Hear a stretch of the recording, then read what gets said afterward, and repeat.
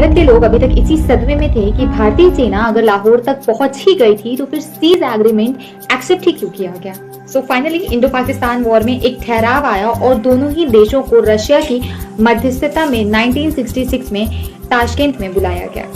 तब तक दोनों देशों की सेनाएं एक दूसरे के देश में कब्जाए हुए जमीन पे ज्यों का त्यों खड़ी थी। ताशकेंत डिक्लेरेशन के बाद दोनों ही देशों में विरोध जैसा माहौल था और दोनों ही देशों के लोग ये बिल्कुल नहीं चाहते थे कि इस पॉइंट पे आने के बाद इस वॉर को रोका जाए। इस डिक्लेरेशन के बाद दोनों ही देशों की सेनाओं को वापस अपने पहले वाले वॉर पोजीशन में आना था और वो कैप्चर की हुई जमीन वापस करनी थी। बहरहाल 10 जनवरी 1966 को पाकिस्तानी प्रेसिडेंट अयूब खान और Indian prime minister Shri Lal Bahadur Shastri के बीच ये डिक्लेरेशन साइन हुआ और ऐसा कहा जाता है कि शास्त्री जी ने ये अग्रीमेंट किसी दबाव में आकर के साइन किया था। इसकी अगली सुबह यानी 11 जनवरी को शास्त्री जी की डेथ हो जाती है, जिसका रीजन हार्ट अटैक बताया जाता है।